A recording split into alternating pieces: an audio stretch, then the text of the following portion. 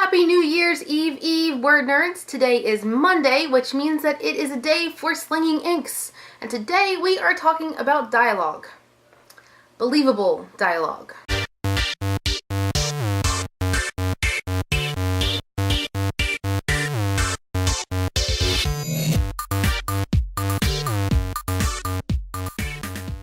To start us off with an extenuation from last week's bleeping video, I highly suggest that you either use curse words or don't. The use of fake curse words in any novel completely pulls me out of the story, like instantly.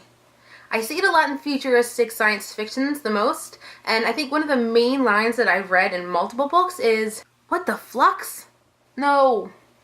Just no, don't do it. Resist." The biggest tip I can give on creating believable dialogue is just listen. Go everywhere, experience everything, but listen to the way people talk around you. Pick up their dialects, the way that they talk, the way that they carry their words, the natural flow of conversation. One method that I use when planning out a scene is I picture two people, my characters, actually talking as if they were real people. You get a better idea of your character's personality and what would be in character and out of character for them. And once I have that conversation down in my head, I write it down. And then after I write it down, I say it out loud.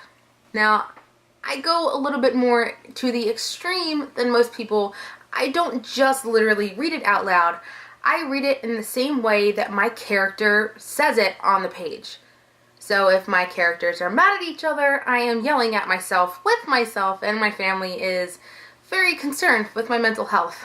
If my characters are sad, I make myself cry, which, fun fact, I can cry on cue. It's a gift. If you get into that zone and you feel what your characters feel, the dialogue will just hopefully flow right out. It just comes out so much better than I had it originally written in the first place. I'm a method writer, what can I say?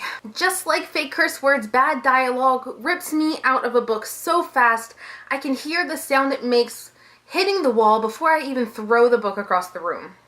It's important that the dialogue that your characters are speaking isn't stale or cardboard, as I like to call it, but it actually goes a bit further than the actual words that your characters say. Dialogue tags should be used sparingly enough to where we know who's talking and when. There should never be a time while I'm reading a book or a manuscript or anything that I should be double thinking who said that line that I just read.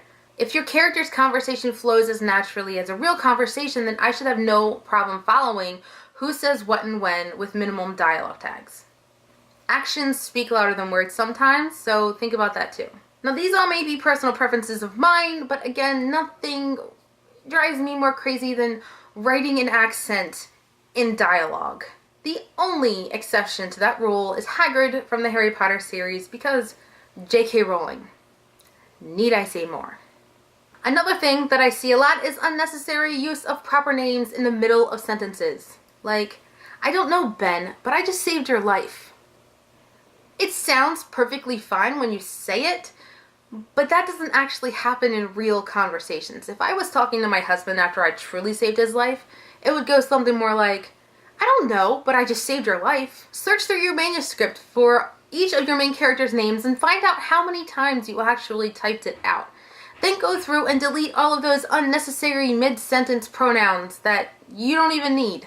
Especially if there's a dialogue tag in the sentence before, so you know they're talking to Ben, so they don't have to actually reiterate Ben unless it's for emphasis, which 9 out of 10 times those middle sentence occurrences aren't for emphasis. Thanks for watching. I have a little bit of a structure update for the fresh new year to come.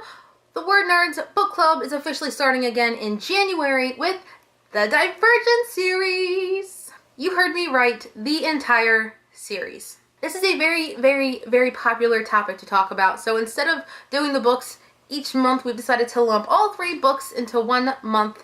A lot of people have already read this series.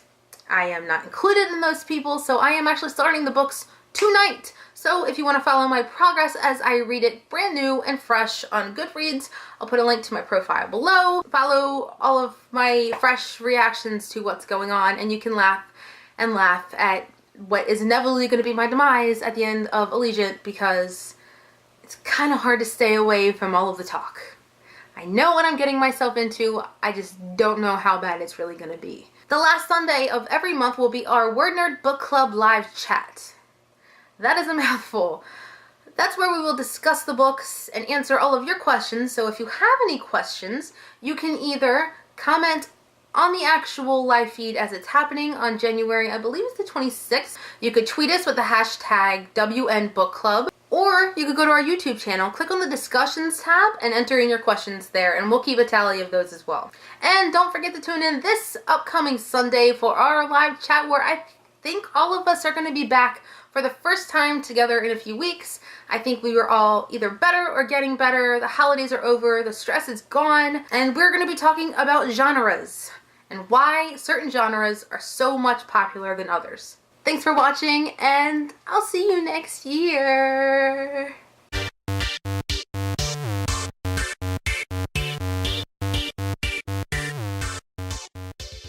I just realized that I can have pop levels, like, oh yeah, I'm channeling my inner John Green.